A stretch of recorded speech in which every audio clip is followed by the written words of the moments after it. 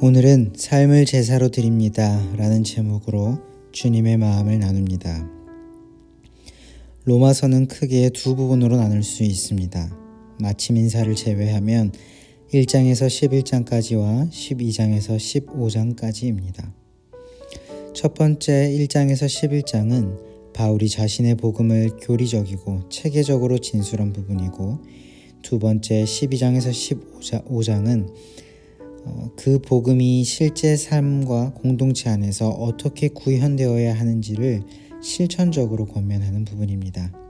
말하자면 교리적인 부분과 실천적인 권면, 이렇게 두 부분으로 나눌 수 있습니다.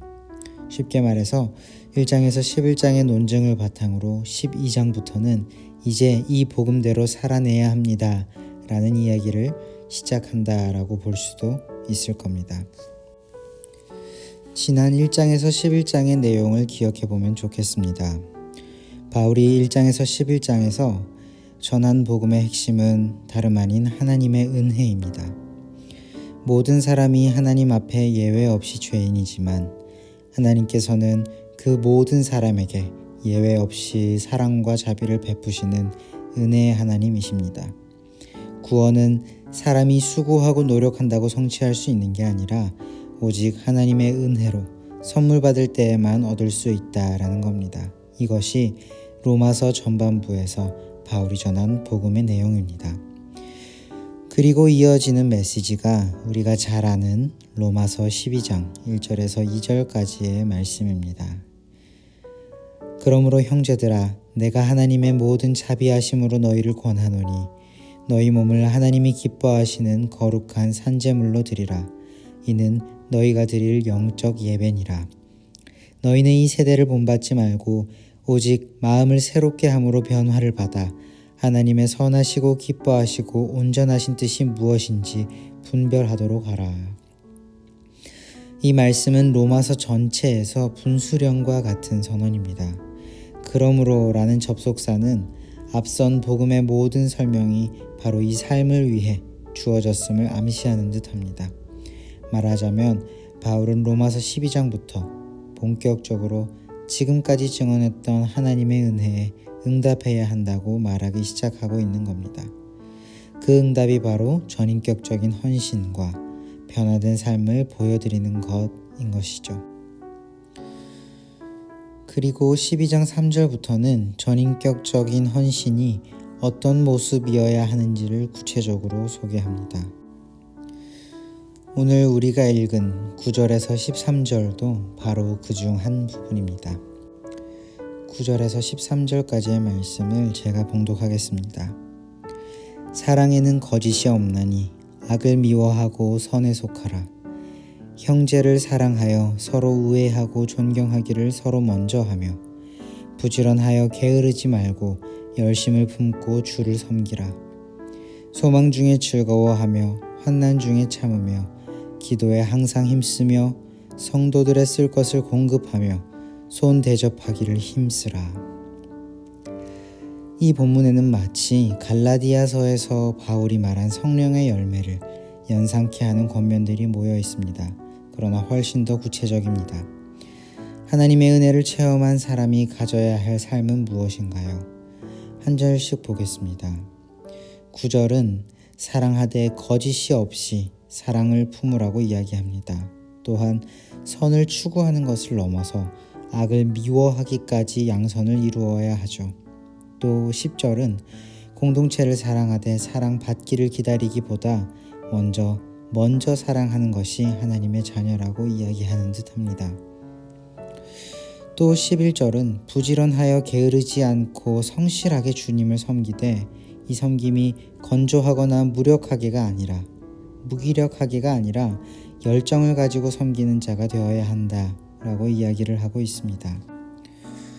또한 12절은 소망을 품되 푸념처럼 바라지 말고 기대와 즐거움으로 소망해야 하며 환난 가운데서도 인내하고 기도에 힘쓰라고 합니다.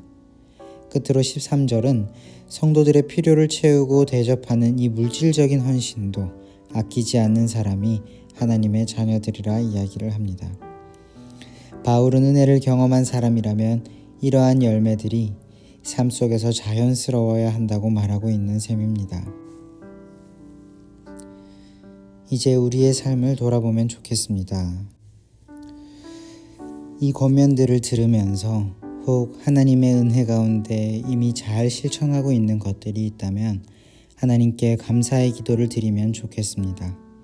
만일 우리가 하나님의 뜻대로 잘 살아내고 있다면 그건 내 공로가 아니라 성령의 도우심의 열매이기 때문입니다.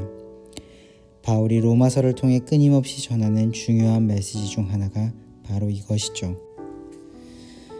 그러나 반대로 이 덕목들 가운데 여전히 이루지 못하고 있는 부분들이 있다면 회개하는 마음으로 성령의 도우심을 구하면 좋겠습니다. 나는 여전히 연약합니다. 내 사랑은 쉽게 변하고 내 인내는 여전히 짧습니다. 라고 솔직히 고백하면서 옛 사람의 습관을 벗어버리고 새로운 삶으로 나아가길 간구하면 좋겠습니다. 이 기도에서부터 새로운 삶이 시작될 것을 믿습니다. 이것이 곧 우리의 삶을 하나님께서 기뻐하시는 거룩한 산제물로 드리는 일이라 믿습니다. 오늘 하루를 시작하며 우리의 몸과 마음과 일상을 하나님께 드리는 전인격적 헌신을 새롭게 결단하면 좋겠습니다. 우리의 결단과 순종의 한 걸음이 오늘 하나님께서 사용하실 귀한 복음의 도구가 될지 누가 알겠습니까? 말씀을 맺겠습니다. 하나님께서는 우리에게 단순한 종교적 형식이나 의식을 요구하지 않으십니다.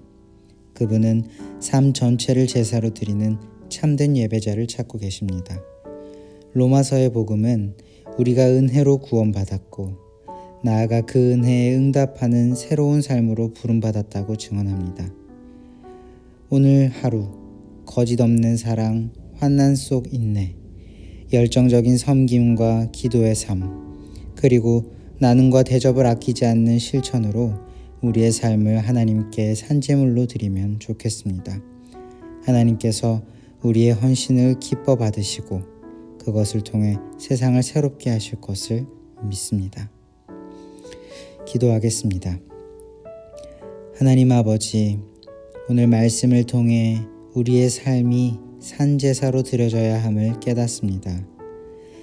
은혜로 우리를 구원하신 주님께 이제 우리의 몸과 마음을 온전히 바치기를 원합니다.